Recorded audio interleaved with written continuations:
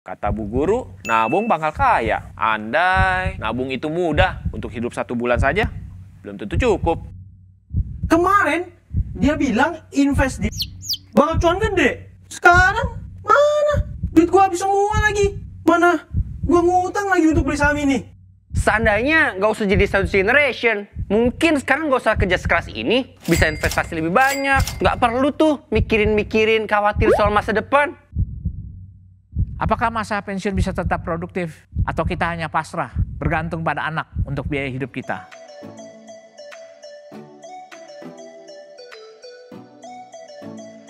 Selamat siang, selamat datang di acara seminar investasi butuh, ingin, atau tamak, beda tipis.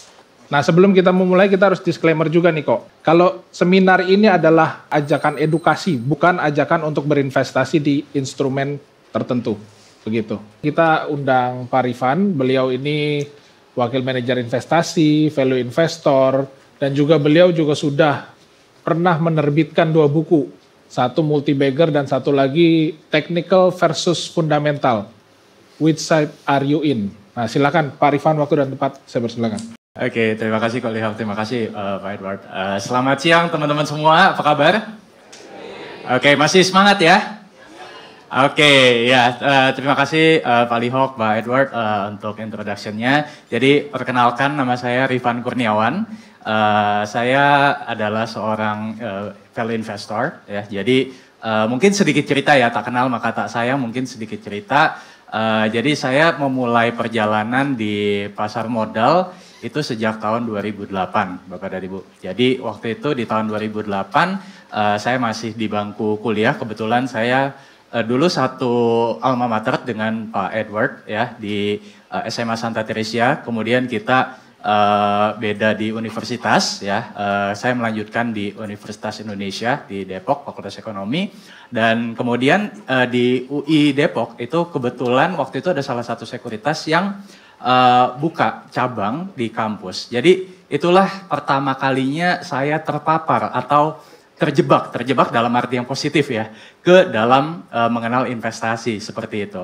Nah, sebelum saya memulai pemaparan saya hari ini, mungkin saya ingin tanya dulu ke teman-teman semua ya. Boleh bantu saya untuk angkat tangan ya, siapa yang di sini yang sudah mulai untuk berinvestasi apapun ya, mulai dari obligasi, saham, reksadana, apapun. Boleh bantu saya untuk angkat tangan Bapak dan Ibu? Nggak apa-apa, nggak usah malu. Oke, thank you. Dan boleh angkat tangan untuk teman-teman yang belum mulai untuk berinvestasi. Nggak apa-apa, nggak usah malu, boleh angkat tangan. Oke, ya. Boleh sharing nggak kenapa belum mulai untuk berinvestasi? Saya belum mulai investasi karena emang belum kebayang sih mau investasi di mana sama apa yang bisa memang cocok buat aku taruh di mana gitu lagi. Belum kebayang berarti ya? Iya. Oke, tapi udah ikut di seminar ini karena keinginan sendiri atau gimana nih? Karena mau belajar juga lah cara ngelola sama mau coba belajar gimana investasi gitu lah. Oke, thank you. Boleh applause dulu dong untuk Niko. Memang yang disampaikan oleh Niko tadi ya, itu adalah salah satu barrier Bapak dan Ibu ya. Kalau misalkan saya sering mengadakan kelas, sering ngisi seminar juga. Kalau misalkan saya coba tanya, biasanya kenapa sih orang belum mulai untuk investasi? Yang pertama biasanya karena nggak punya informasi. Betul ya. Dulu pun saya ketika mulai investasi tahun 2008, informasinya jauh lebih terbatas. Ya ketika tahun 2008 mungkin kalau kita flashback ke 15 tahun lalu, kayaknya belum zaman Instagram ya Bapak Ibu ya, betul ya. Belum zaman YouTube, ya kan. Dan dulu kalau misalkan saya mau beli saham gitu ya, misalkan, itu saya harus nelpon ke broker.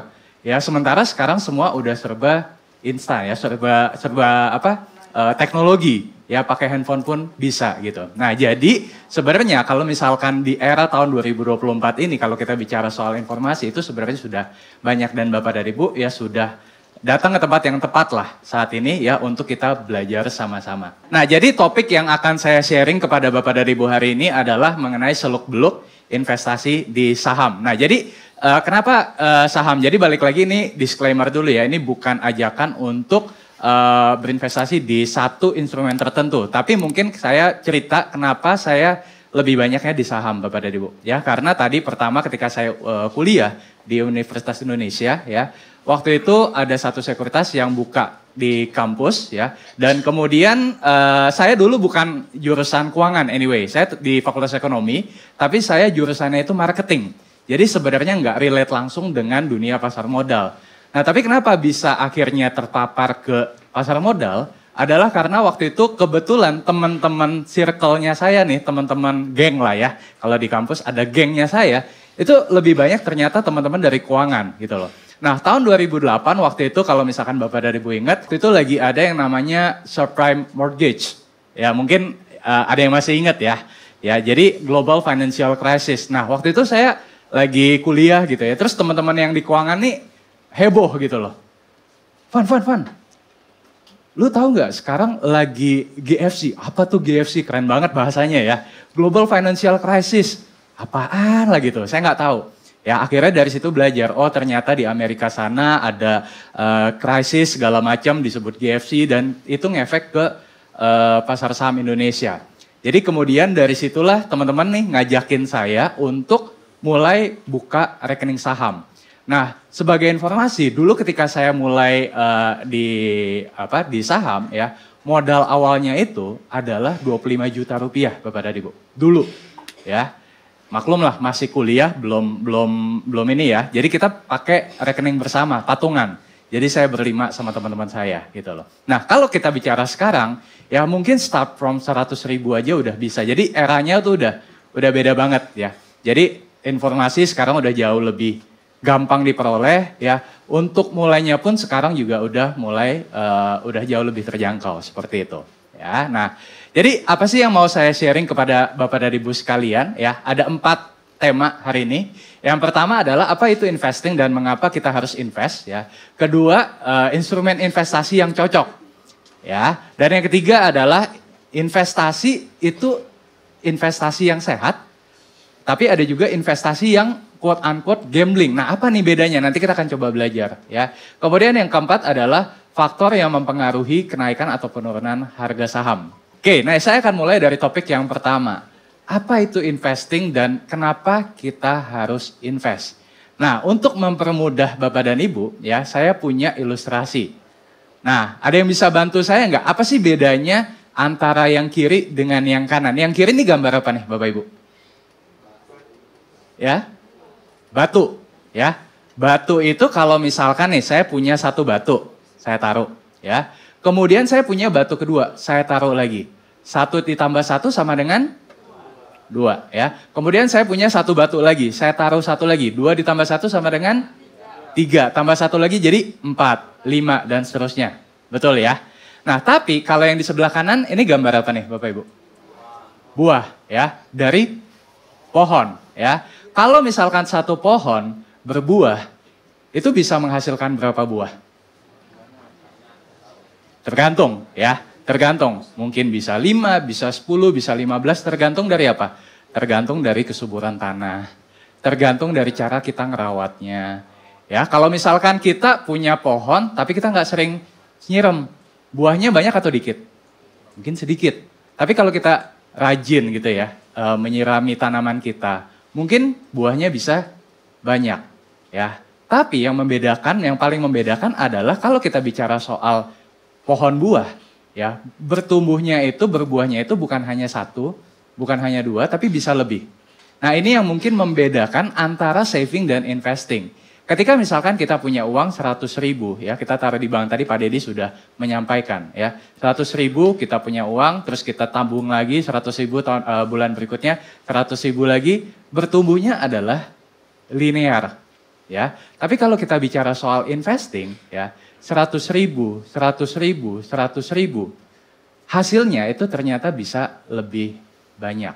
Itu alasan pertama Bapak dan Ibu, kenapa kita harus investing, karena saving itu nggak enough. Kenapa saving nggak enough? Tadi Pak Dedi juga sudah menjelaskan, bahwa suka atau tidak suka, ya kita ini berhadapan dengan sebuah musuh yang tidak kelihatan, yang namanya adalah inflasi. Ya, di sini saya tuliskan bahwa your savings will not be enough to give you the same living standards you are enjoying today. Inflasi itu memang nyata.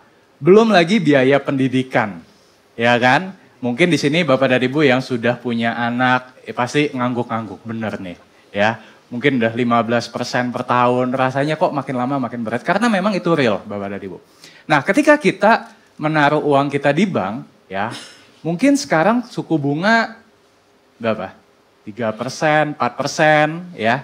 Jadi akan kemakan oleh inflasi. That's why, ya, saya ingin ajak di awal ini, Bapak dan Ibu, ya, untuk kita naik satu level lagi. Ya, tapi dengan catatan tadi yang disampaikan oleh Pak Dedi bahwa dana daruratnya udah aman, ya, terus kemudian manajemen risikonya ya Pak Dedi ya tadi ya sudah aman juga, ya. Jangan kalau ininya belum beres ya jangan ke sini dulu. Yang penting beresin dulu di dana darurat, kemudian tadi piramidanya itu ya. Nah, habis itu ya baru kita ke investasi, ya. Nah, kenapa kita perlu investasi? Ini saya cepat aja, ya. Mungkin alasannya bisa beda-beda. Kalau misalkan dulu ketika saya kuliah, kenapa sih saya mulai investasi? Karena saya butuh duit. Butuh duit buat apa? Ya buat bayar uang kuliah. Sederhana gitu kan. Tapi seiring dengan berjalannya waktu, saya mulai bermimpi. Wah, gimana ya kalau misalkan saya ingin punya yang namanya passive income. Ya, saya juga punya impian ya, bisa mencapai yang namanya financial freedom. Ya, dan tentunya semua dari kita juga punya impian. Kalau someday kita sudah retired, sudah pensiun, ya kita pengen dong ya tidak menyusahkan anak kita. Ya sekarang di galangan milenial kan lagi ngetren yang istilahnya adalah sandwich generation. Ya jadi kita mensupport orang tua, at the same time mungkin kita juga support yang di bawah kita misalkan adik gitu kan. Tapi masa iya misalkan kita yang sekarang nih mungkin teman-teman yang di usia 20, 30, yang sekarang lagi merasakan ini, pengen juga ketika nanti usia sudah retired, pengen menyusahkan anak. Rasanya kan nggak wise ya. Nah jadi inilah kenapa kita perlu untuk investasi. Punya goalsnya dulu tadi, kalau kata Pak Dedi. Ya, ini adalah salah satu goalsnya. Dan kalau kita bicara soal investasi, Bapak dan Ibu. Ya, ini yang tadi saya sampaikan, sifatnya itu bukan linear. Bukan 1 ditambah 1 sama dengan 2. Ya, 2 tambah 1 sama dengan 3. Tidak. Ya, tapi sifatnya bisa eksponensial. Nah, ini salah satu yang mungkin Bapak dan Ibu tahu siapa opa yang ada di depan ini? Warren Buffett. Jadi opa Warren Buffett ini mungkin buat yang belum tahu, beliau merupakan salah satu orang terkaya di dunia. Beliau mulai perjalanan investasinya adalah dari usia 11 tahun. Ya, dan teman-teman bisa lihat gak di sini ketika usianya sudah menginjak 90-an, ya, kekayaannya sudah tinggi. Tapi yang saya mau tunjukkan, jangan ngelihat ke sininya dulu nih Bapak dan Ibu. Ya, jangan lihat yang sebelah kanannya dulu. Lihat yang sebelah kirinya. Ya, di sebelah kiri ketika Warren Buffett mulai berinvestasi, ya, kelihatannya kayak nggak naik ya. Naik tapi mungkin pelan-pelan gitu ya. Tapi ketika sebuah investasi tersebut diberikan waktu yang cukup, maka dia akan bertambah secara eksponensial. Nah ini yang membedakan balik lagi antara nabung di bank dengan yang namanya investasi. Ya, yang membedakan adalah kalau investasi itu bertumbuhnya adalah eksponensial jika dia diberikan waktu. Nah makanya ada istilah ya kalau di dalam dunia investasi, the best friend of investor is time. Ya, jadi teman terbaik bagi seorang investor itu adalah waktu. Ya, that's why tadi Pak Dedi juga menyampaikan ya kalau misalkan teman-teman di sini ada usia 20 sudah mulai investasi, ya. Teman-teman punya aset yang mungkin tidak dimiliki oleh teman-teman lain yang mungkin baru mulai investasi di usia 30 atau 40 tahun. Yaitu apa? Waktu. Ya. Tapi buat Bapak dan Ibu yang mungkin sekarang usia 30 atau 40 dan belum mulai investasi, jangan kecil hati juga. Ya. Jangan, saya udah 40, ya. Berarti udah telat dong. Enggak juga, Bapak dan Ibu. Ya, kenapa?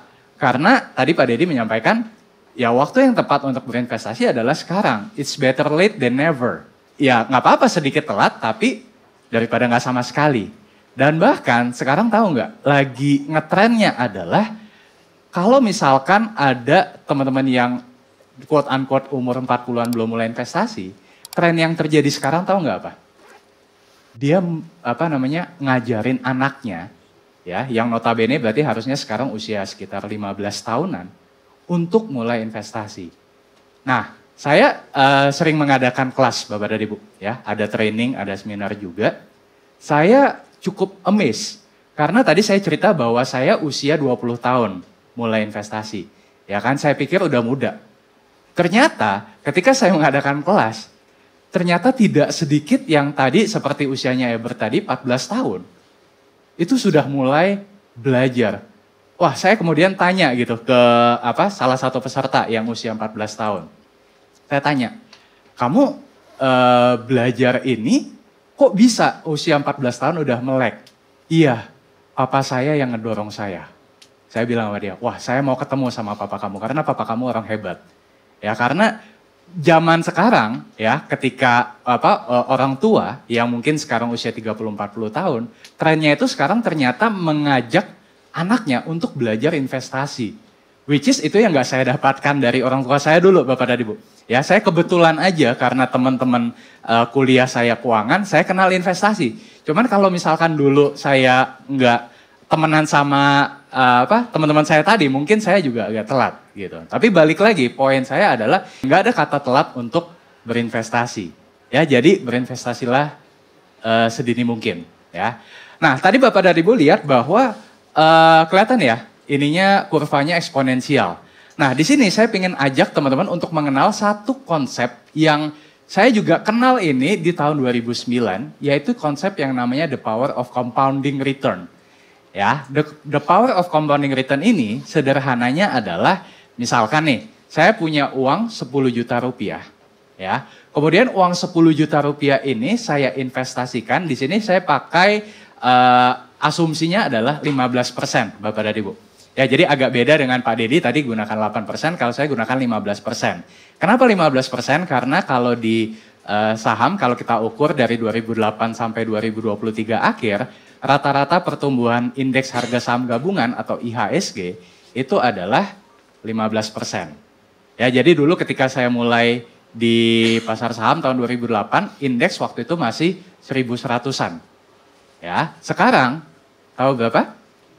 7.300-an. Jadi sudah naik 7 kali lipat dalam waktu 15 tahun. Ya, tinggal dibagi aja rata-rata 15% per tahun. Ya, jadi saya pakai asumsinya 15%. Katakanlah misalkan saya punya dana 10 juta rupiah dan kemudian saya dapat 15%. Artinya apa? Artinya dalam waktu 1 tahun saya bisa dapat 1,5 juta rupiah. Betul ya?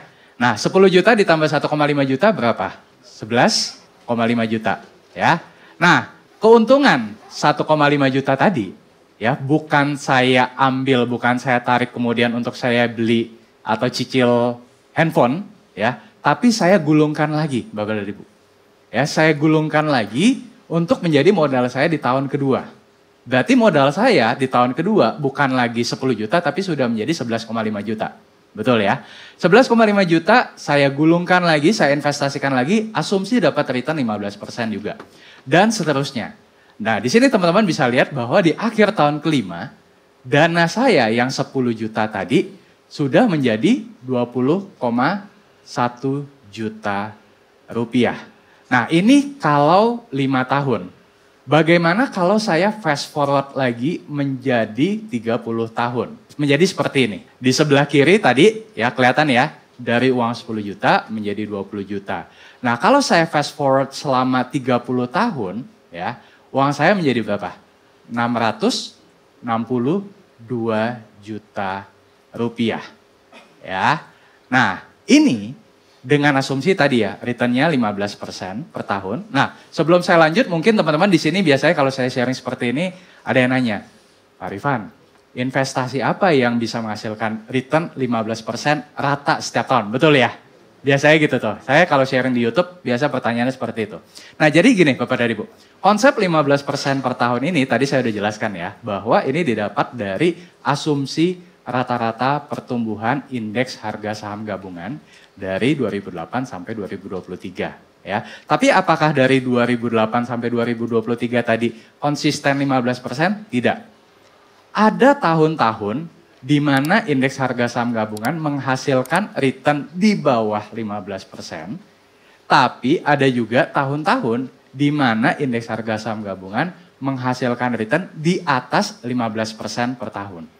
Ya, kayak contoh misalkan waktu tahun 2016-2017 ya, indeks harga saham gabungan naik 20 sampai 25%. Tapi kemarin di tahun 2023 indeks harga saham gabungan kurang lebih sekitar 34%. Ya, jadi akan ada fluktuatifnya, tapi ini kita untuk permudah perhitungan kita pakai asumsi rata-ratanya seperti itu. Paham ya?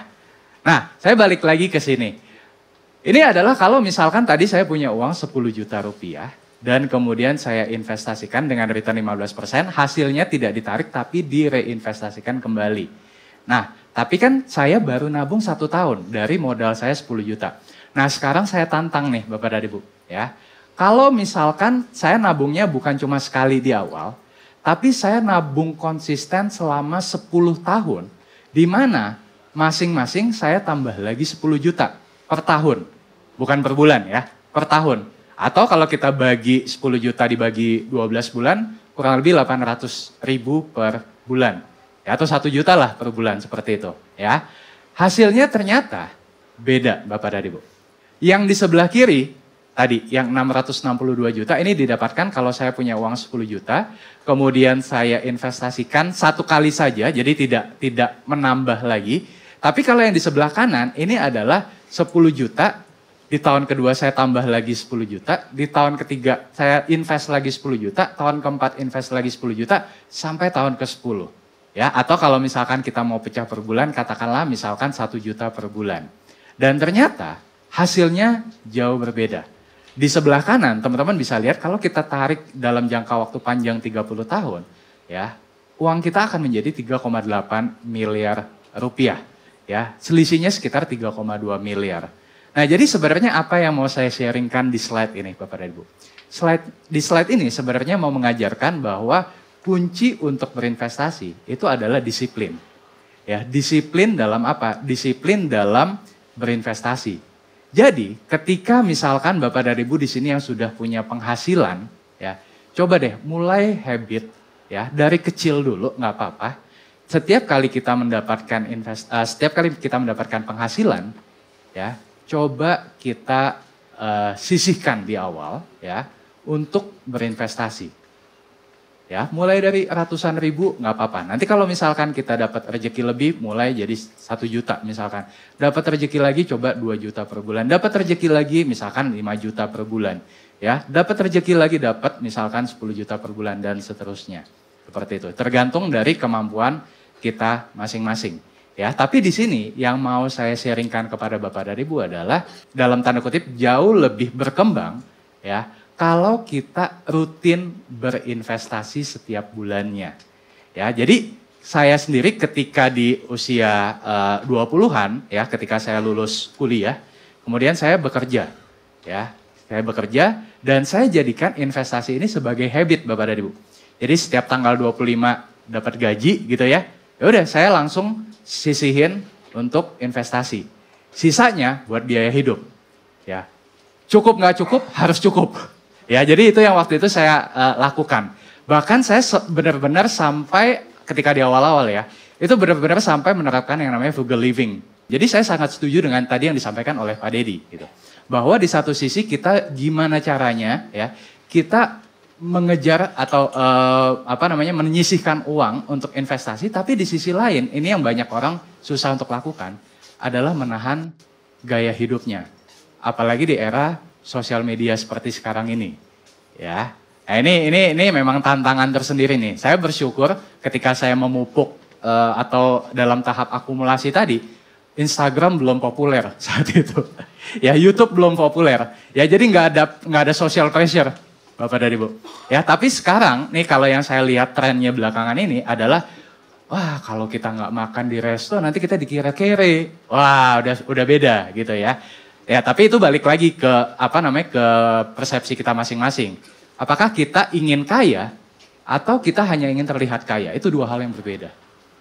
Paham ya? Our goal, tujuan kita ya adalah ingin menjadi kaya, bukan terlihat kaya.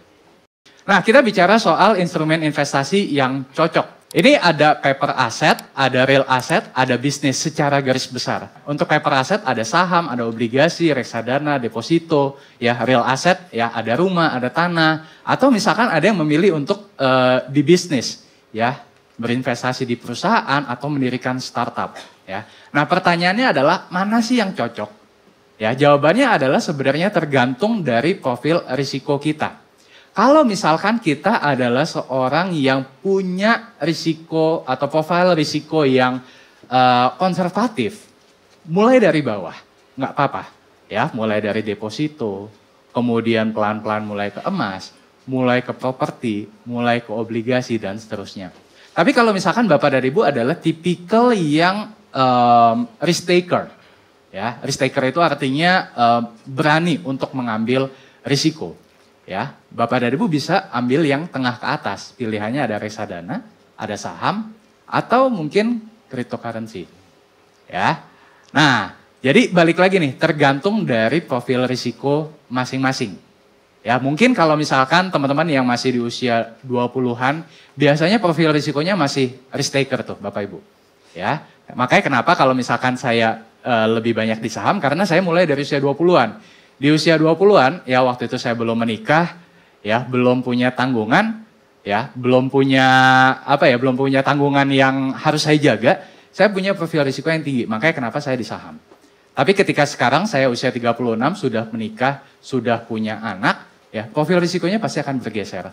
Tapi karena saya sudah 16 tahun di saham, ya jadi sampai sekarang saya tetap di saham, seperti itu. Jadi yang saya pengen share kepada Bapak dan Ibu di sini adalah balik lagi, sesuaikan dengan profil risiko masing-masing, ya. Ini yang tadi saya katakan, kalau di usia 20, ini biasanya nih karakternya adalah senang mencoba hal baru, ya. Belum tahu apa yang ingin dilakukan tadi, ya. Bersiap untuk memulai keluarga baru. Nah, makanya karakter investasinya boleh kalau misalkan pengen yang lebih agresif, ya. Alokasi investasi sudah memperhitungkan dana darurat yang tadi disampaikan oleh Pak Dedi, ya. Alokasi saham mungkin bisa sekitar 80%. Nggak apa-apa, karena masih muda. Ya.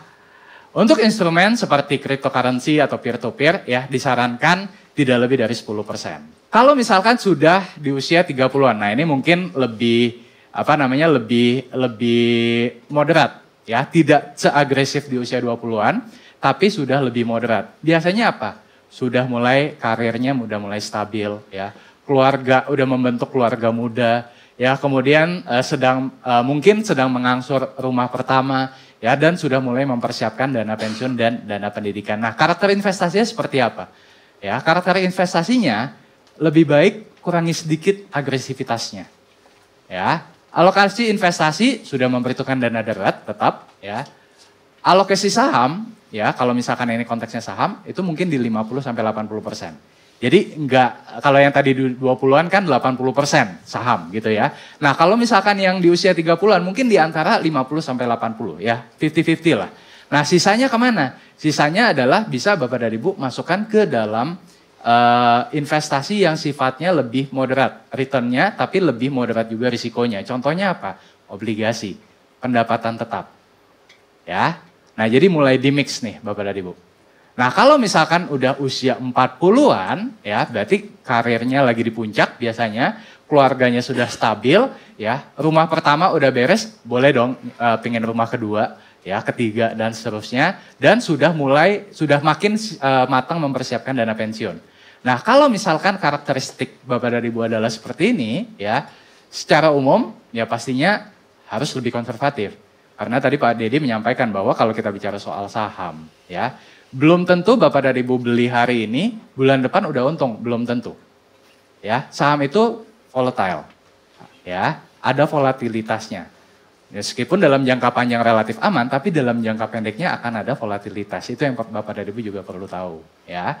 Alokasi saham ya maksimal 50%, sisanya tadi lebih besar di porsi yang pendapatan tetap seperti obligasi ya dan dan reksadana pendapatan tetap seperti itu. Ya, jadi ini kurang lebih guidance ya buat Bapak dan Ibu, tergantung nih. Jadi kalau ditanya tadi alokasi investasi yang cocok itu apa? Tergantung usia, ya, tergantung goalsnya tadi, ya, dan tergantung profil risikonya. Tapi dari 3 slide ini, Bapak dan Ibu sudah mulai dapat gambaran kira-kira yang cocok buat saya seperti apa. Banyak teman-teman yang mungkin bilang gitu, Ko Rifan, kok saya suka denger ya, teman saya nih rugi ya ketika investasi. Ya, investasinya legal atau logis, itu tadi yang Pak Dedi bilang. Ya, bisa jadi tidak legal dan tidak logis ya Pak ya. Ya, itu wajar-wajar aja. Ya, wajar-wajar aja kalau rugi maksudnya. Ya.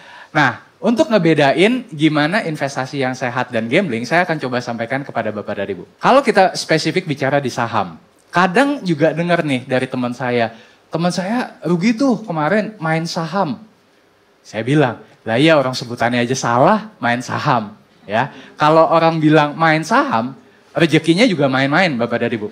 Artinya dia juga tidak serius di sana. Kalau kita bicara soal saham, ini artinya sebenarnya kita menjadi bagian dari pemilik bisnis. Contoh, misalkan ya, kalau saya merupakan pemegang saham dari Bank BCA, ya saya beli saham BCA. Artinya apa? Artinya saya merupakan bagian dari pemilik Bank BCA. Ketika kita menjadi pemilik sebuah perusahaan, pastinya kita nggak mau main-main dong. Ya kasarnya nih gini, kalau misalkan Bapak dan Ibu diajak oleh temennya, ya misalkan saya diajak sama Pak Edward nih, Kon, kita bikin coffee shop yuk.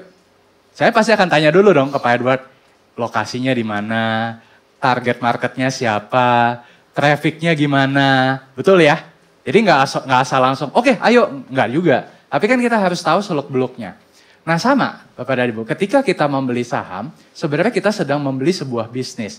Jadi kita harus pelajari yang namanya fundamental bisnisnya. Nah balik lagi ke pertanyaan, kenapa banyak orang yang quote unquote ya kehilangan uang di pasar saham? Nggak jauh-jauh dari 3 hal ini Bapak dan Ibu.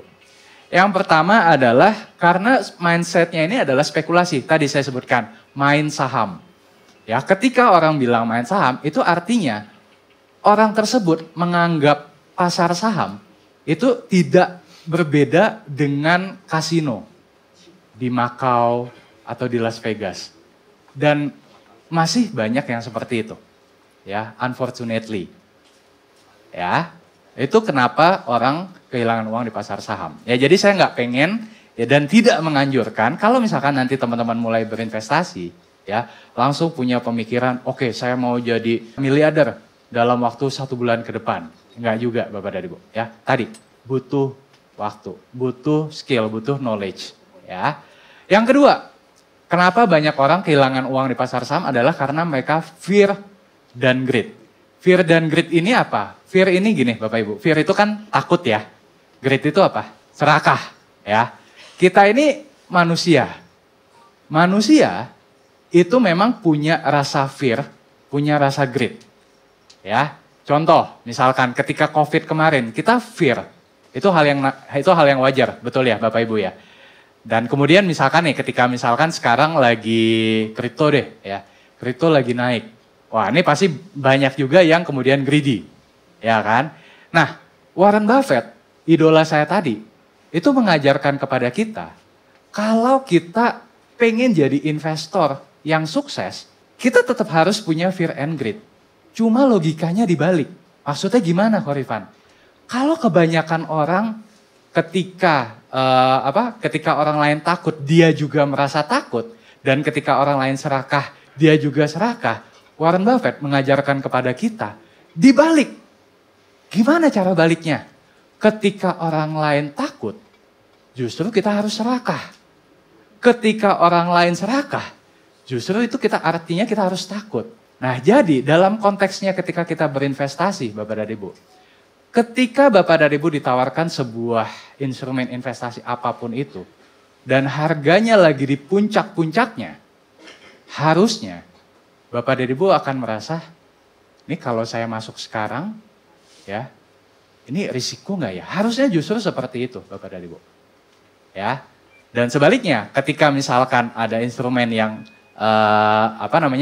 lagi turun ya, kalau misalkan harga saham ya, selama memang fundamentalnya bagus ya, balik lagi nih, fundamentalnya bagus tapi harga sahamnya lagi turun dan kita sudah melakukan riset yang mendalam terhadap perusahaan tersebut dan kita yakin nih bahwa perusahaan ini harga sahamnya turun itu hanya sifatnya sementara, karena saya sudah meneliti ya bahwa perusahaan ini adalah perusahaan bagus dan kinerjanya bisa balik.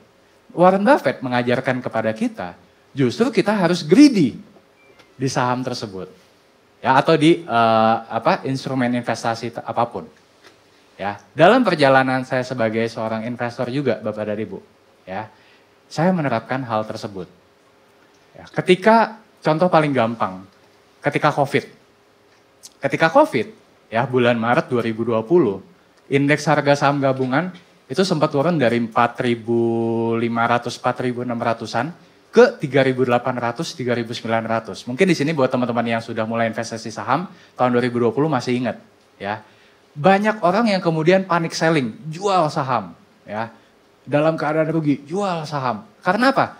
Orang lain takut, dia pun takut. Betul ya? Tapi yang saya lakukan berbeda.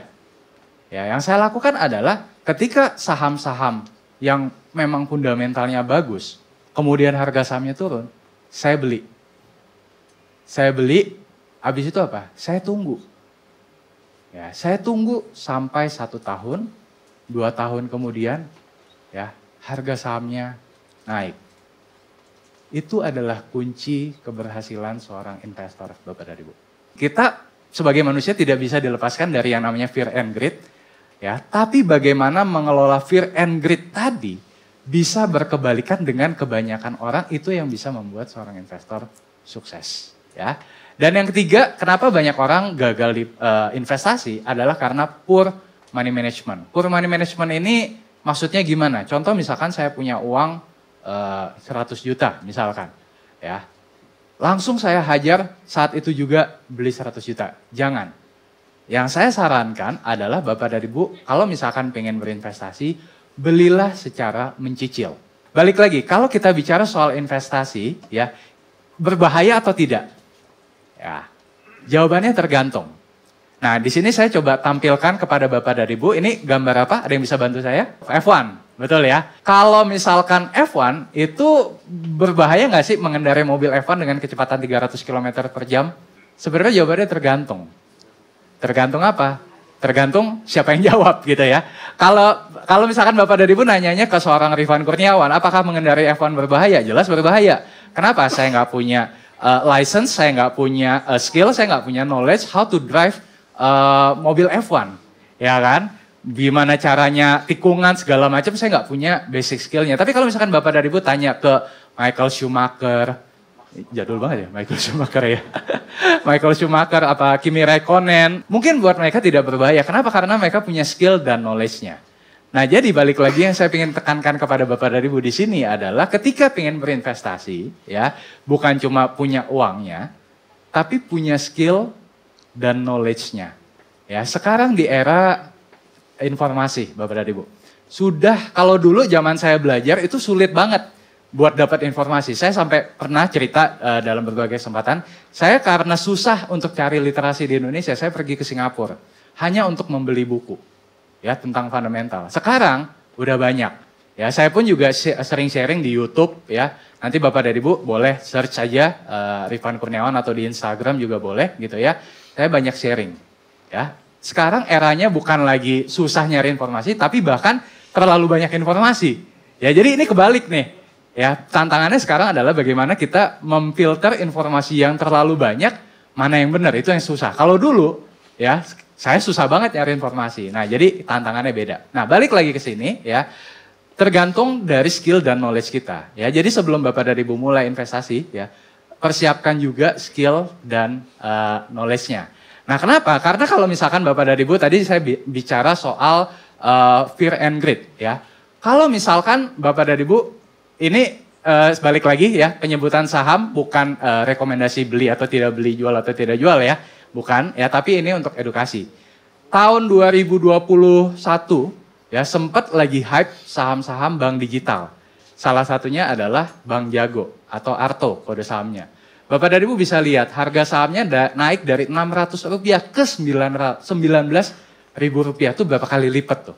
Ya, dalam waktu 1,5 tahun. Hype, ya, banyak orang yang kemudian FOMO, ya, beli saham, ya. Padahal mungkin kalau dilihat di dalam laporan keuangannya masih rugi. Dan apa yang terjadi kemudian? Harga sahamnya turun. Ya, ini yang tadi saya maksudkan kenapa bisa banyak orang rugi karena ketika sebuah saham lagi FOMO dan orang tersebut tidak mempelajari fundamentalnya, tidak pelajari valuasinya dan dia hanya ikut-ikutan beli. Dan bayangin Bapak dan Ibu kalau belinya di harga 19.000. Kemudian harga sahamnya sekarang 3.000. Nangis bombay gak? Nangis bombay lah. Ya kan? Nah jadi balik lagi nih saya pengen tekanin kepada Bapak dan Ibu ya. Jangan beli saham hanya karena ikut-ikutan. Pelajari dulu ini Bang Jago bisnisnya gimana sih. Atau misalkan Kimia Farma, Itamara Raya. Ini gimana sih bisnisnya. Ya valuasinya berapa sih? Ya itu kita mesti pelajari dulu.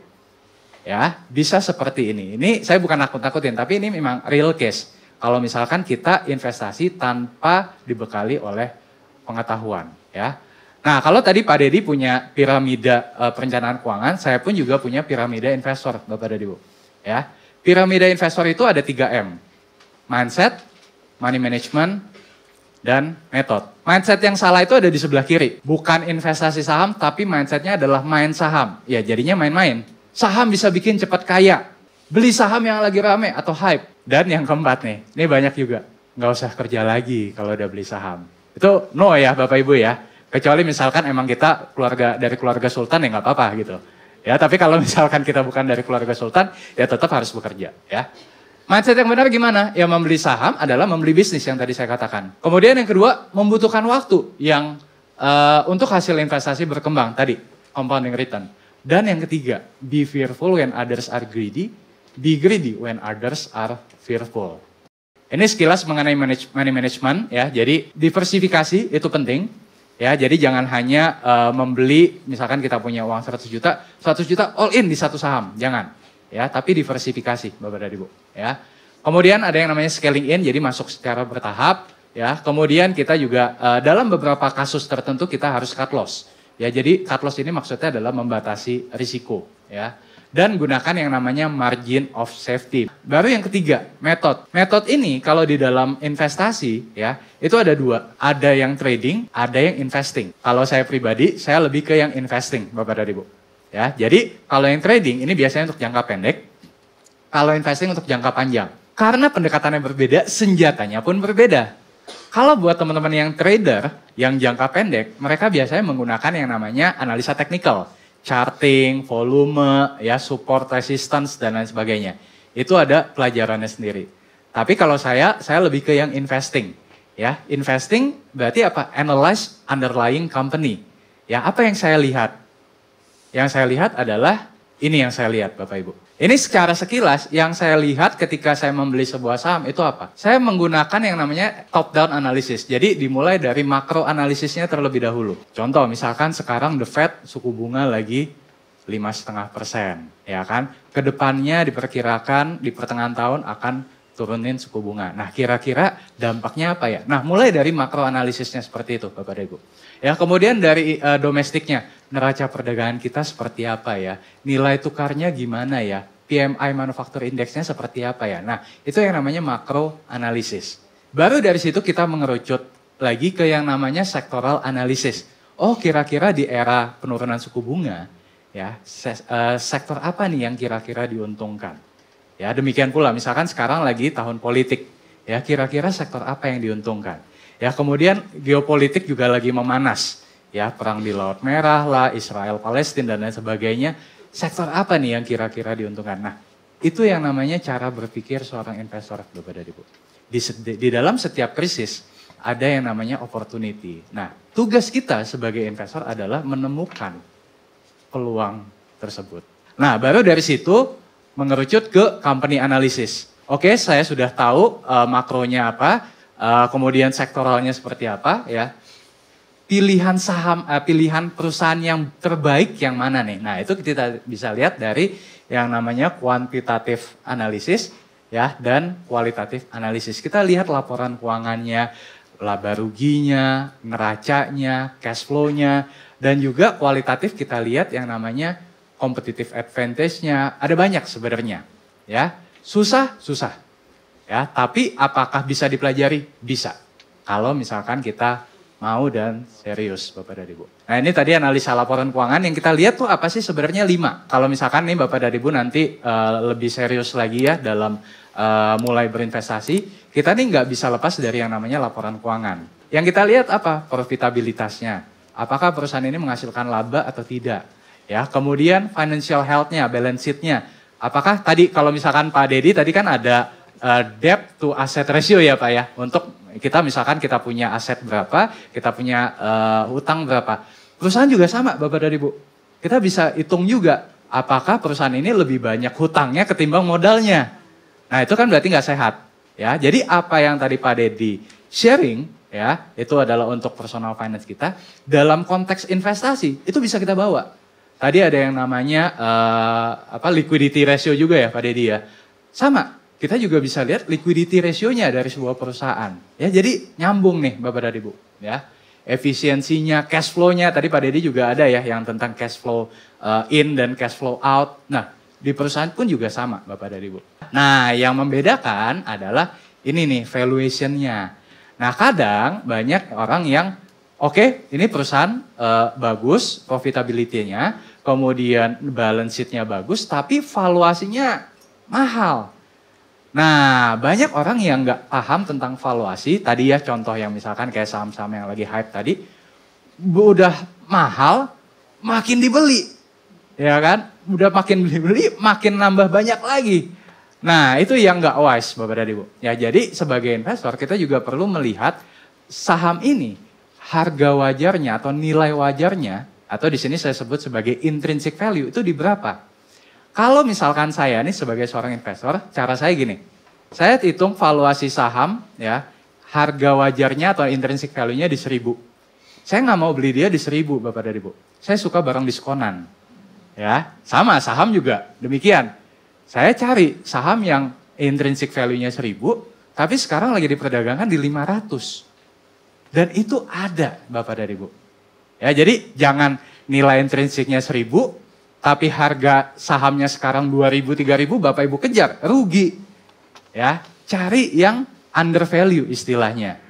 Yang nilai intrinsiknya 1.000, tapi sekarang lagi diperdagangkan di 500. Ya, tinggal menunggu waktu, ya, berikan waktu supaya investasinya tadi berbuah seperti itu. Ya, nah seperti inilah kurang lebih gambarannya. Jadi jangan ini kalau yang di atas ini adalah intrinsic value-nya. Nah, yang di bawah ini adalah market price-nya. Belilah saham-saham yang di sini nih. Ya, yang harga sahamnya itu di bawah nilai intrinsiknya. Dan kapan jualnya? Ya ketika harga sahamnya sudah melampaui nilai intrinsiknya tadi, Bapak dan Ibu. Dan ini slide terakhir dari saya adalah kalau misalkan Bapak dan Ibu mau mulai, tadi Pak Dedi sudah menyampaikan ya, sudah ada 100-an ya Pak ya perusahaan sekuritas yang terdaftar dan diawasi oleh OJK. Bapak dan Ibu nanti bisa masuk ke website BI atau OJK ya. Ini salah satu contoh aja ya, tidak endorse. Tapi ini salah satu sekuritas yang juga saya gunakan. Mungkin yang senyum-senyum udah tahu ya ini sekuritasnya apa. Nah, ini cara yang saya ingin tunjukkan di sini adalah cara beli sahamnya.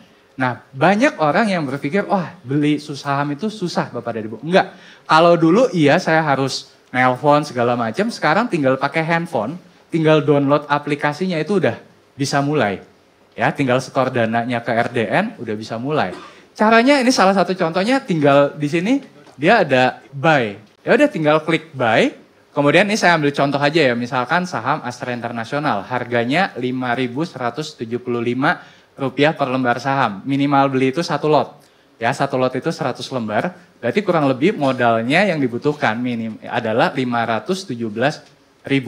Ya, jadi dengan membeli 1 lot Astra senilai 517.000, Bapak dan Ibu sudah menjadi bagian dari pemegang saham Astra. Bisa ikut RUPS, ya bisa ikut dapat dividen, ya banyaklah benefitnya seperti itu.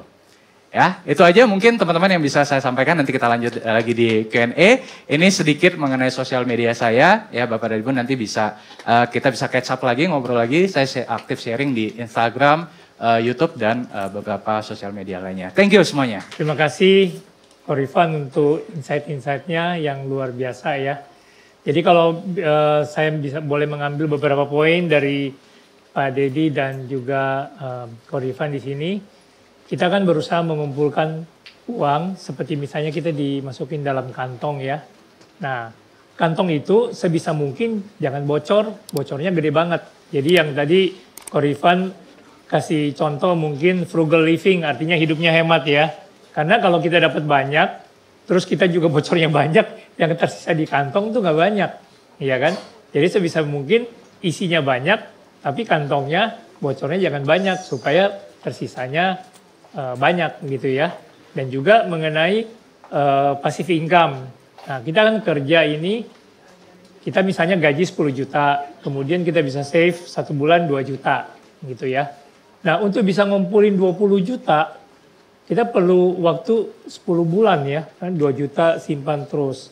Tapi kalau kita ada passive income dari mungkin investasi seperti saham dan lain-lain, misalnya kita dapat 2 juta aja sebulan, itu kita bisa cut jadi separuh tuh waktu kita. Yang tadinya kita cuma dapat 2 juta, dari penghasilan 10 juta ditambah dengan passive income 2 juta, sebulan itu kita bisa punya 4 juta. Gitu loh. Padahal cuma tambahan passive income 2 juta gitu loh. Kita bisa cut yang tadinya kita mesti tunggu selama 10 bulan, jadi tinggal 5 bulan. Karena untuk bisa 20 juta, dalam waktu setiap bulan kita bisa dapat 4 juta, cuma butuh 5 bulan. Itu. Apalagi kalau tadi kita compound ya, seperti tadi Pak Dedi dan Korifan juga share mengenai misalnya passive income kita itu, atau yang sisa 2 juta dari kita punya penghasilan itu, 4 juta itu kita compound lagi ya. Wah itu luar biasa gitu ya. Jadi di sini kita banyak belajar mengenai bagaimana bisa supaya dengan cara compounding seperti itu atau bunga berbunga ya. Jadi kita punya pokok, kemudian kita ada bunganya. Nanti sesudah itu pokok dan bunga kita itu berbunga lagi. Kemudian pokok dan bunganya lagi berbunga lagi dan seterusnya. Itu luar biasa bertambahnya ya, seperti itu ya. Betul ya? Oke, baik, kita akan masuk ke Q&A atau question and answer. Tadi kan Korifan sharing mengenai Korifan sebagai value investor dan juga perbedaan antara investing dan trading ya. Kalau trading kan tadi jangka pendek, kemudian investing jangka panjang. Nah, boleh share mengapa Korifan pilih investing bukan trading? Mungkin kenapa saya lebih memilih investing. Jadi dulu ketika 2008 Kolihok, saya sebenarnya mulai dari trading, Pak. Nah, jadi kenapa? Karena dulu yang tadi saya sampaikan bahwa sumber informasi itu sangat terbatas. Jadi waktu itu sumber informasi saya adalah dari sekuritas. Nah, sekuritas ini kan memang dia butuh volume ya, butuh transaksi. Nah, makanya saya lebih diarahkan waktu itu adalah ke trading jangka pendek, ya kan? Nah, terus kemudian saya sempat untung besar, tapi karena waktu itu saya merasa waktu itu hebat, Pak. Tapi ternyata karena waktu itu tahun 2009 itu kan indeks sempat jatuh ke 1100, naik menjadi 1800 ya, 50-60% berarti kan. Nah itu beli saham apa aja itu pasti untung saat itu, Pak. Jadi saya ngerasa hebat. Wah nih trading cepet nih, enak nih, tok dapat profit cepet ya kan. Nah tapi pertanyaannya adalah kenapa waktu itu saya saya pindah ke investing adalah karena saya sempat mengalami kejatuhan, Pak. Di tahun 2010. Jadi ini mungkin saya sering sharing juga di sosial media, Pak. Jadi dulu saya pernah kehilangan sekitar 70% dari yang sudah saya kumpulkan, Pak. Karena waktu itu ada yang namanya commodity downfall. Jadi harga saham komoditas itu turun, Bapak dan Ibu. Ya, jadi waktu itu karena saya tidak mempelajari fundamental, jadi hanya lebih ke teknikalnya. Jadi saya nggak paham tuh ada yang namanya harga batu bara dulu $100, tiba-tiba jadi $50. Saya nggak tahu, Pak. Ya kan? Nah, jadi karena saya sempat jatuh di pasar saham, kemudian saya sempat pause. Jadi saya sempat rehat dari pasar saham sekitar 6 bulan gitu kan. Dan 6 bulan itu saya gunakan untuk untuk merestore lagi psikologis, Pak. Karena kan jatuh pasti kena psikologis ya kan. Recharge lagi ya. Iya betul, in charge-nya lagi itu. Makanya tadi saya sempat cerita saya ke Singapura karena saya pengen beli buku-buku tentang fundamental, Pak. Gitu. Itu dan yang kedua waktu itu kan saya juga sudah bekerja, Pak. Jadi ketika saya bekerja tidak memungkinkan bagi saya untuk trading. Karena kan kalau trading itu berarti teman-teman harus komit nih di depan laptop gitu kan. Lihat pergerakan harga saham segala macam. Nah, jadi dari 2 faktor itu kemudian saya beralih ke investing, Pak. Nah, yang saya rasakan adalah ketika investing ini satu lebih tenang sih, Pak. Karena mau harga saham atau naik, yang kita fokusin itu adalah fundamental perusahaannya. Jadi kalau dulu ketika menjadi trader, ketika harga saham turun, jantung tuh kayak deg gitu. Tapi ketika menjadi seorang investor, lebih tenang. Gitu, karena kita tahu perusahaan yang kita beli ini perusahaan bagus kok, fundamentalnya kuat, labanya bagus, utangnya kecil, ya jadi kita nggak ada ketakutan. Jadi itu kurang lebih. Baik, terima kasih untuk sharingnya ya. Jadi dengan informasi yang sekarang ini kita bisa mencari perusahaan itu punya dalam-dalam rasio-rasionya itu dengan sangat mudah ya. Bahkan di sekuritas-sekuritas yang ada sekarang itu informasi mengenai rasio-rasio itu bahkan udah disediakan kapan dia bagi dividen, tahun lalu berapa, tahun lalu sebelumnya lagi berapa, dan itu semua udah lebih komplit seperti itu ya.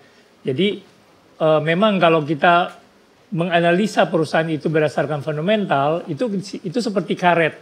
Jadi ditarik oleh bandar, ditarik oleh apa, tetap dia akan cenderung balik ke posisi semula gitu ya. Betul. Karena fundamentalnya kuat. Betul. Gitu. Mau digoyang-goyang juga susah karena memang perusahaan bagus gitu. Kalau ada orang gaji UMR untuk bisa sampai berinvestasi itu gimana? Ko Rifan nih mungkin bisa tambah ini. Pasti kan ada pertanyaan nih, saya gajinya UMR. Kalau kacamata saya sebagai financial planner, jangan investasi dulu. Pastikan yang pertama dana darurat selesai, ya, dana darurat aman. Terus yang kedua rasio hutangnya tadi sehat ya. Yang ketiga punya asuransi dulu, gitu. Jadi kalau ketiga hal ini udah oke, baru sisanya berapa, itulah buat investasi. Gitu. Cuman kalau Ko Rifan sebagai praktisi nih, misalnya punya tips-tips gimana coba supaya tetap aman, tapi masih bisa invest, nanti mungkin beliau punya tips yang lebih pas ya. Cuma kalau dari kacamata saya, yang 3 itu dulu beresin. Dana darurat, asuransi, sama cash flow-nya ya. Cash flow-nya dijaga dulu, baru yang masuk ke investasi. Kecuali mungkin kalau gaji UMR tapi anak sultan ya. Benar juga. Atau gaji UMR tapi kerja itu hobi doang. Bisa juga. Isi waktu banyak. Nah itu silakan. Itu buat ngisi waktu doang ya. Iya. Mungkin kok Rifan. Ya, baik, makasih Pak Dedi. Jadi Pak Dedi kan tadi juga menjelaskan ada 2 faktor ya, ada usia, kemudian juga ada tujuan jangka pendek atau jangka panjangnya, itu betul. Jadi kalau misalkan kayak saham gitu ya, kurang cocok nih Bapak Dedi kalau misalkan tujuannya adalah untuk saya tahun depan mau menikah nih, ya kan, tahun depan saya mau menikah, saya punya uang sekian, saya masukin uang semua ke saham. Ya, saya juga tidak rekomendasikan Bapak dan Ibu. Ya, karena kita tidak pernah tahu nih dalam jangka pendek ya harga saham nih akan seperti apa, ya kan. Tapi kalau dalam jangka waktu yang lebih panjang, ya balik lagi ke fundamentalnya, saham-saham yang fundamentalnya bagus dan valuasi terdiskon, niscaya itu akan harganya akan meningkat seperti itu, ya. Nah, tapi satu poin yang saya mau tambahkan adalah skill-nya nih Bapak dan Ibu. Jadi kalau Pak Dedi tadi lebih menyoroti dari segi profil risiko dan usia, saya juga mau tambahkan faktor ketiga yaitu skill-nya, ya.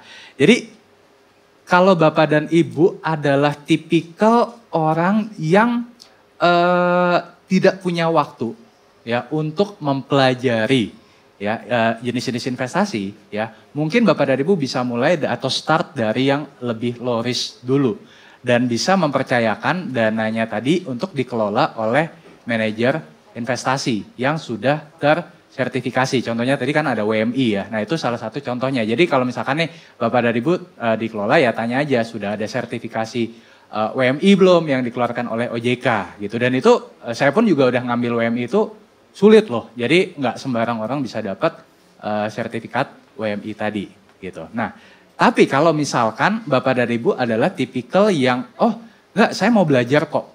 Ya, saya punya waktu dan saya memang eager pengen untuk belajar.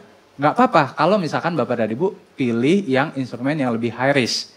Ya, cuman tadi pesan saya yang selalu saya wanti-wanti adalah kalau misalkan Bapak dan Ibu pengen investasi di instrumen yang lebih high risk, kuasai dulu knowledge-nya, skill-nya. Jadi jangan belum apa-apa terus udah langsung terjun. Boleh sambil terjun tapi gunakan modal yang minimum terlebih dahulu. Ya kayak orang ibaratnya mau belajar berenang, kalau misalkan cuma belajar teori nggak dapat apa-apa, betul ya. Tapi kan kita harus sambil belajar berenang, oh ternyata gaya tangannya tuh harus seperti ini, kakinya harus seperti ini. Nah sama, investasi juga sama Bapak dan Ibu. Kalau hanya belajar teorinya tapi kita tidak nyemplung, itu akan lama learning curve-nya. Ya, jadi yang disarankan adalah paralel. Sambil kita belajar, sambil kita praktek. Ya, nah itu akan seiring berjalannya waktu, knowledge kita bertambah, skill kita bertambah, mental kita bertambah, ya. Nah, Bapak dan Ibu akan lebih fasih atau lebih mahir di instrumen tersebut. Ya, kayak contoh misalkan kalau saya kenapa sih saya sampai sekarang lebih banyaknya di saham, ya balik lagi karena tadi saya udah dari 2008 gitu loh. Ya, kalau dulu tuh jokesnya adalah kalau masa-masa di kuliah itu banyak yang pulang kuliah itu pacaran. Saya tuh ada organisasi Bapak dan Ibu. Jadi saya dulu suka berorganisasi. Nah di organisasi itu kita belajar laporan keuangan. Aneh ya, buat banyak orang tuh aneh dulu. Ya tapi ya manfaatnya bisa dirasakan sekarang. Nah jadi balik lagi saya pengen tambahkan poin ketiga yaitu adalah skill kita nih, kita punya waktu nggak nih untuk mau belajar di instrumen investasi tersebut ya. Dan tadi menyambung pertanyaan kalau UMR seperti apa. Nah, ini jadi saya jadi teringat dulu ketika saya jalan bareng dengan Bursa Efek Indonesia. Jadi dari bursa dulu ada pepatah menarik nih Pak Dedi. Jadi yang saya ingat benar-benar saya ingat dan saya sering gunakan juga. Dari Bursa Efek Indonesia waktu itu ada bilang gini. Jangan menunggu kaya untuk kamu mulai investasi. Tapi mulailah berinvestasi supaya kamu menjadi kaya. Nah kata-kata itu simple, sederhana, tapi buat saya nusuk. Kenapa? Karena banyak orang yang minder dulu. Ya, ketika bicara soal investasi, aduh uang saya kan belum banyak. Ya kan, jadi ditunda. Ya kan? Nah, quotes atau kata-kata dari Bursa Efek Indonesia tersebut, itu benar banget. Jangan menunggu kaya baru kamu mulai investasi, tapi mulailah berinvestasi supaya kamu menjadi lebih kaya. Gitu. Nah, jadi kalau meskipun tadi gajinya UMR, ya udah kita pilih dulu mana atau berapa sebenarnya kebutuhan kita yang benar-benar harus keluar. Tadi ya ada perpuluhan, zakat, amal, kemudian tadi dana darurat. Nah, itu dihitung dulu Bapak dan Ibu posnya. Nah, kemudian misalkan ada sisanya, itu yang kemudian mulai diinvestasikan. Start dari misalkan nih, katakanlah misalkan UMR 4,9 juta. Katakanlah misalkan kebutuhan rumah tangga, perpuluhan dan sebagainya itu let's say misalkan 3,5 juta. Ya masih ada misalkan 1 juta atau 1,4 juta gitu ya. Nah mulai dari 1 juta itu dulu. Nanti kalau misalkan ada tambahan lagi, ya akan dapat bonus. Atau kalau misalkan kan kalau di kantor bentar lagi kan THR gitu ya. Dapat juga nih THR buat yang semua kan biasanya rata gitu ya. Nah berarti kan ada bonus. Tambahin lagi porsi investasinya. Jadi prinsipnya adalah gaya hidupnya ditekan, tapi rate of investment-nya atau porsi yang digunakan untuk investasinya itu yang kita usahakan sebisa mungkin itu meningkat Bapak dan Ibu. Nah itu sih kurang lebih tambahannya. Ini ada pertanyaan berikut. Kalau kita tidak punya waktu untuk mempelajari fundamental saham, yang tadi untuk bisa jadi value investor kan, apakah strategi dollar cost averaging di saham blue chip strategi yang baik? Mungkin saya coba jawab dulu ya, Pak ya. Gini, kalau misalkan teman-teman tidak mempunyai waktu untuk mempelajari saham, memang biasanya yang disarankan adalah dollar cost averaging. Karena ibaratnya dollar cost averaging ini meminimalisir risiko ketika misalkan kita beli di bulan Maret dan kemudian bulan April harga sahamnya turun. Ya kan kalau misalkan lamsam ya harga saham turun ya udah kita jadi floating loss. Nah, tapi kalau misalkan dollar cost averaging ya ketika kita beli saham misalkan tadi saya pakai contoh ya, misalkan Astra tadi harga sahamnya Rp5.150. Kita beli bulan Maret.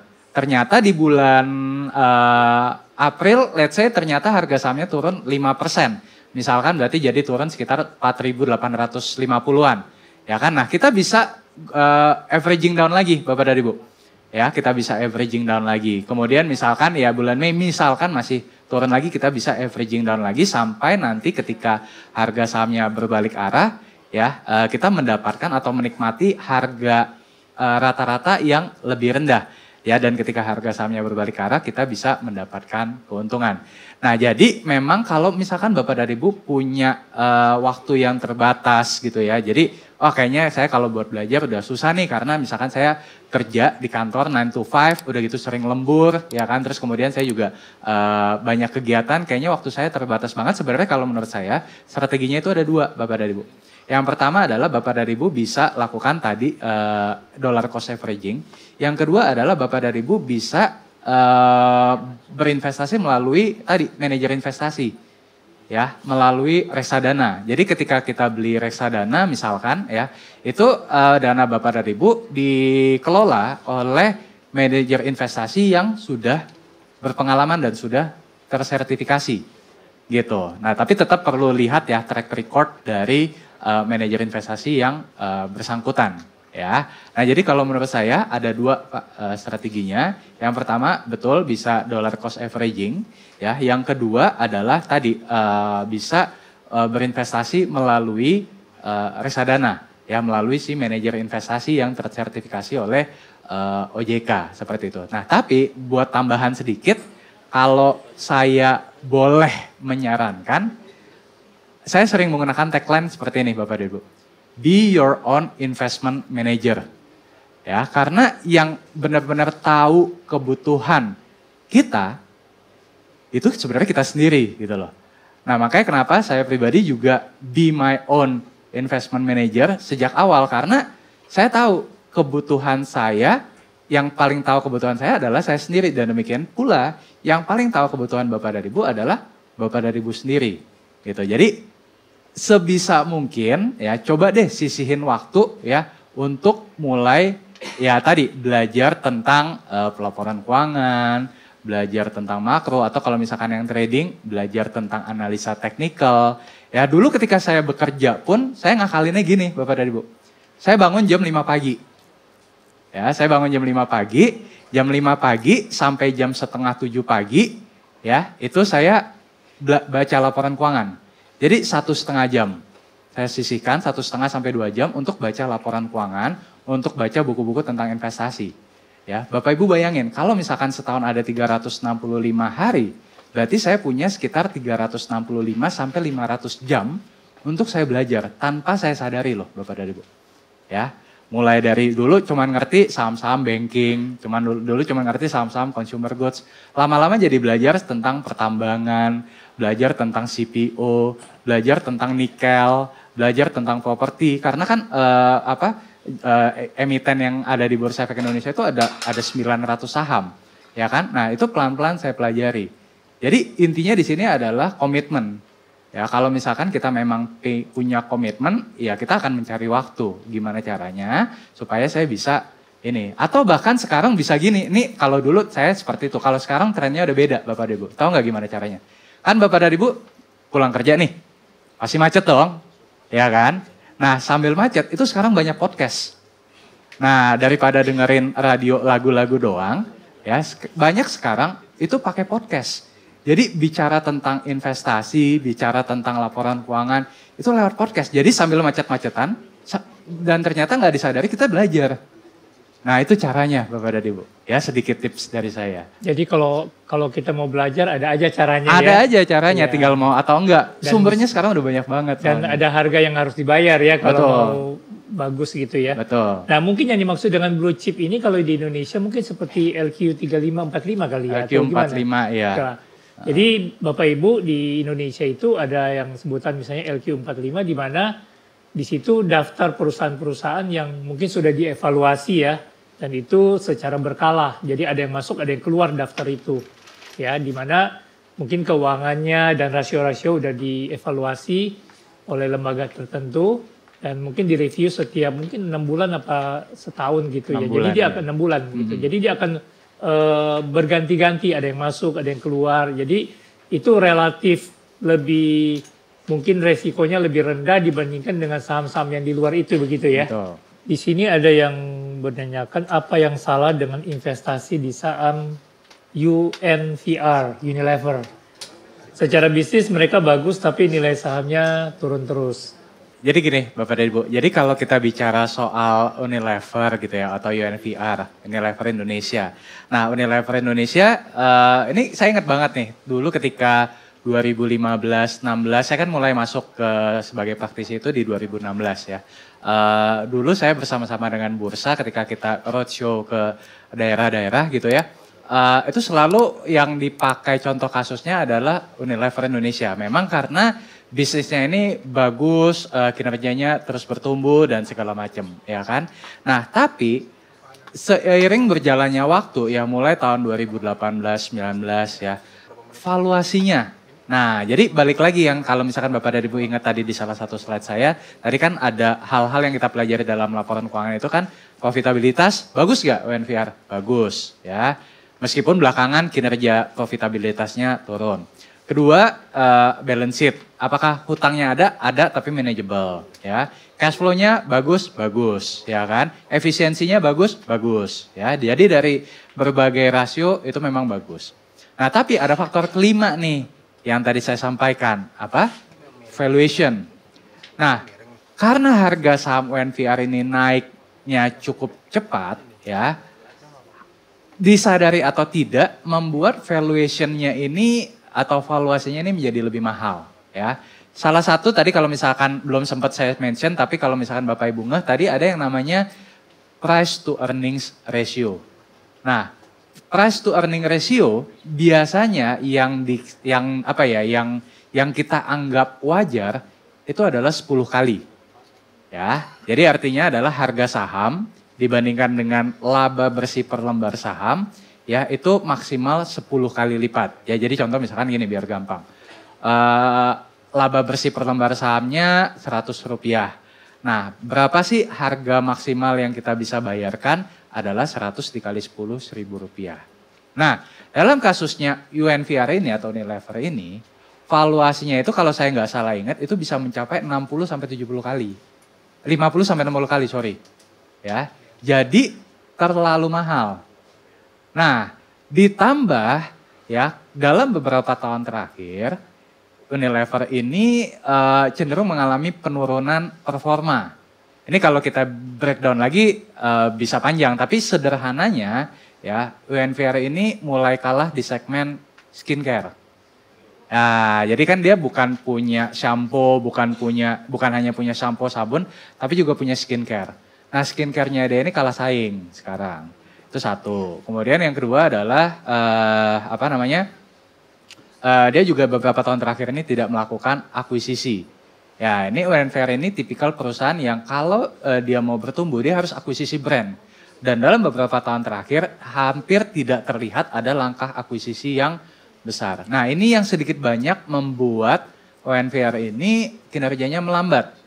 Ya karena competition makin ketat, ya kan, sehingga tadi salah satu segmen skincare-nya dia kalah, ya kan. Nah, biasanya ketika sebuah perusahaan valuasinya mahal dan kinerjanya mengalami perlambatan, market akan merespon secara negatif, ya. Nah, jadi itulah kenapa harga sahamnya turun. Ya itu tadi makanya yang saya benar-benar pengen wanti-wanti juga ke teman-teman ketika nanti mulai berinvestasi ya jangan hanya perhatikan laba bersih, hutang terhadap equity, jangan cuma itu, tapi juga pelajari yang namanya valuasinya. Ya, yang paling sederhana tadi ada price to earning ratio, ada price to book value. Nanti kalau misalkan yang mau yang lebih advance ya, bisa hitung pakai discounted cash flow. Itu ada ilmunya lagi Bapak dan Ibu ya.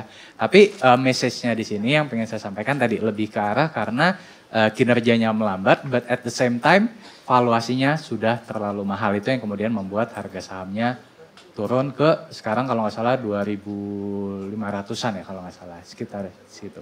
Ya seperti itu Pak. Jadi kalau ceritanya kita misalnya harga laptop 10 juta, kalau ada yang jual sampai 80 juta, wah berebutan itu kita mesti hati-hati. Karena nanti dia akan balik lagi ke sekitar 10 gitu ya. Betul. Karena memang harga aslinya 10 gitu, makanya mesti hati-hati. Betul. Terima kasih sekali lagi untuk Pak Rifan dan juga Pak Dedi. Semoga Tuhan berkati pelayanan Bapak mulai di sini juga dan di tempat lain ya. Ya, Tuhan berkati juga untuk saudara-saudara. Semoga hari ini juga boleh mengaplikasikan kemudian ilmu-ilmu yang didapat hari ini. Dan salam sukses. Sampai berjumpa di seminar yang lain. Terima kasih. Terima kasih.